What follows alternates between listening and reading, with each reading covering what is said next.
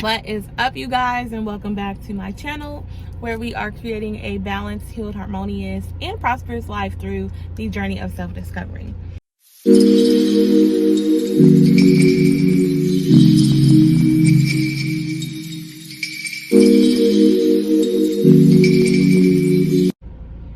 Today I am talking to you guys about how to efficiently grow your esthetician business. So I have been an esthetician a little over a year, probably about a year and a half, a year and 7 months. And I'm bringing to you guys everything that I know based upon the time that I've been in this industry. I do have a more extensive history just in sales and in management and customer service in general. And being an esthetician, a lot of things transfer over, especially because I am working, customer facing. That's what, being an esthetician is. You're building relationships, building rapport and trust with people to help them solve their problems. So without further ado, let's go ahead and get into these tips. So last thing I wanted to mention, I am currently an arch expert. I focus on threading, lamination, tint, waxing, just shape, anything having to do with the brows, okay? Shaping the brows. I love a good brow. It really just frames your face. And it gives you that confidence. Like, whenever my brows are looking good, I'm feeling good, like it's a great day. All right. So let's get into tip number one. And my number one tip is going to be, you need a way that your clientele can connect with you. So whether that be through Instagram, TikTok, your phone number, a business card, I recommend obviously having a way for them to reach out to you. How will they let you know when they are interested in a service? How can they reach you? Where are they able to schedule an appointment online, with a phone number? Can they call? Do you have set hours? So I know that was really important to me stepping into this role, was that I had set hours, so my clientele kind of knows what to expect from me, and they know when they can just show up and know I'll be there. Even if I don't have any appointments at the time, I'll be able to take them. Secret number 2 is going to be a system to contact them. So now they have a way to contact you. You want to make sure you have a way to contact them. You want to be able to tell them about promotions that you're running, new services that you're offering. You just want to call them and just check in and see how they're doing, see how their kids are doing, how their summer's going, if they need any back to school services or product. And having that lead is basically a warm lead, right? So it just presents an opportunity for you to be able to engage with them and to open that sales process again. So many times you'll go to a website and they ask for your email, they ask for your phone number, and a lot of times it's done even with free services or complimentary things. You're giving out an email. And this is because that is very valuable information. Your phone number and your email is very valuable, especially to a business that is looking to sell a service or a product, because they need a way to get in contact with you, and they need a way to be able to share information and education about whatever it is that they're offering. The third thing I'm going to say is you need a media presence, boo. Okay. Like, everything nowadays has media presence. If you're not on social media, you almost don't exist. So even if you do not like social media, please try to get someone who's able to manage it for you. But you definitely want to make sure that you're on social sites and you're creating some sort of content creation. I know for me, on my business page, I have reels where I educate my clientele on how to use the products that we offer, and then I will also be uploading videos on the services that I offer and kind of what they're meant to do, the looks they're meant to achieve, how to maintain it, and how to kind of care for that service. So having a social site just builds more community. It lets people know that you are out there. And also you're able to showcase your portfolio. So you want your work to kind of speak for itself. When people are able to see your portfolio, you don't have to do as much talking. Like, I still sell my product and I sell my service, but at the end of the day, I know I produce quality work, and to a certain extent that will sell my services. You also want to make sure that you are keeping on top of your reviews, whether it be through Google or Yelp. You want to make sure that, you know, the image that's being put out there is a positive one and one that will continue to grow your business and not disturb your business. So just encourage, you know, your clientele, especially the ones that you know are so in love with their service, to leave reviews, because, you know, a lot of times people will express that they had a negative experience, but not as many people express that they have a positive experience. So you really want to encourage your clientele, like, hey, you know, I'm just getting started. It would help me out a lot if you could leave me a review. It would help grow my business. You know, just kind of get them on your side, and just talk to them about the benefits of leaving you a review. Don't be afraid to advocate for yourself, okay?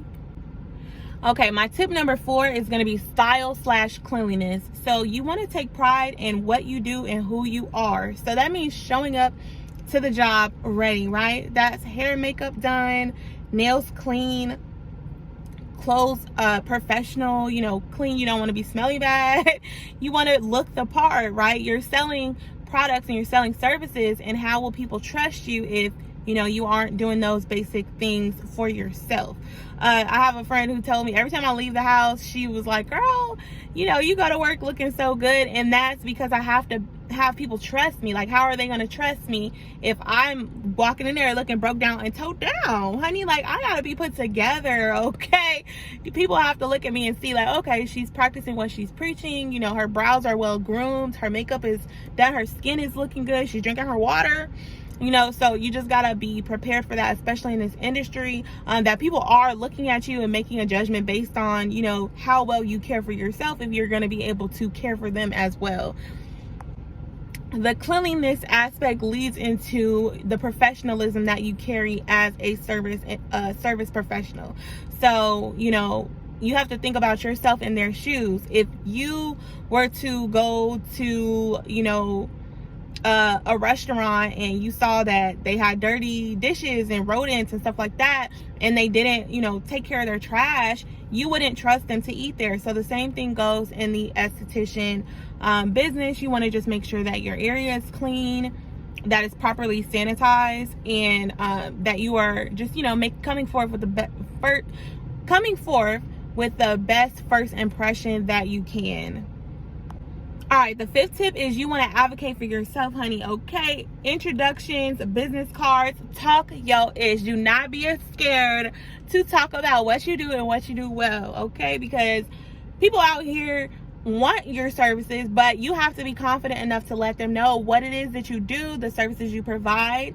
Don't shy away from cost. Don't shy away from, you know, your performance. If you know you need to improve, let them be the judge of that. They may see your work and fall in love, and you may just be overly criticizing yourself. You never know. So be confident about what you are and about who you are and what you do. Tip number 6 is going to be consistency. So you want to have enough experience to where your work, especially like on your portfolio, is showing consistency throughout your work.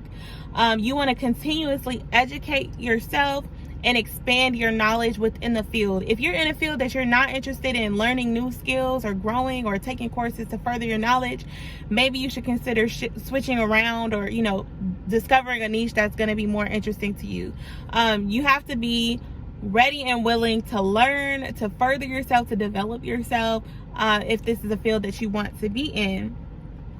And like I said, the consistency will come with your work the more that you practice and the more that you perform these services. So get consistent, get confident, advocate for yourself, and you got this, girl. All right, number 7 is going to be education/sales. Now, I say education/sales because I like to say that I don't like the word sales. For me, if I am speaking to a client, I am going to sell them what I think will benefit them most. I'm not going to sell them something that I know is not going to get them to achieve the results that they're looking for. So I like to call it education, because I am basically speaking you through and talking you through, you know, if you're dealing with oily skin, you want to switch to a water-based moisturizer. It's going to be lightweight, non-comedogenic, something that, you know, won't clog your pores, won't be super heavy.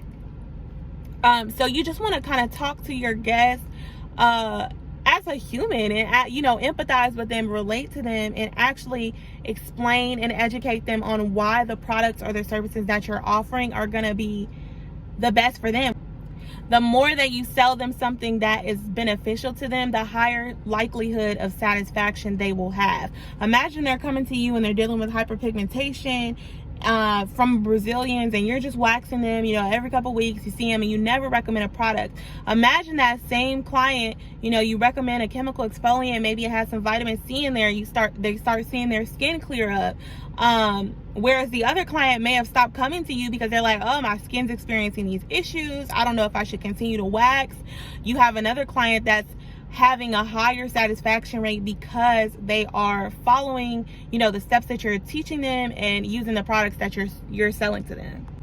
When I worked at European Wax Center, I used to make like prescription cards. So for my guests, I would, you know, perform the services, and I had, you know, check marks next to all the products that we sold at European Wax, and whatever I kind of assessed throughout my service, I would put a check mark next to it and be like, hey, you know, maybe you want to consider using this. It seems like your skin is a little dry. This is an amazing moisturizer. I think it would help make, you know, your waxing experience a lot more comfortable and whatnot, or whatever. Okay, so you just want to keep your client happy, keep them satisfied, and keep them coming back. That's the end goal, and let's get to it. All right, tip number 8 is gonna be, people may forget what you said, but they will not forget how you made them feel, honey. Okay, it's all about personality, confidence, and abundance. Okay, so you want to have all 3 of those in an order.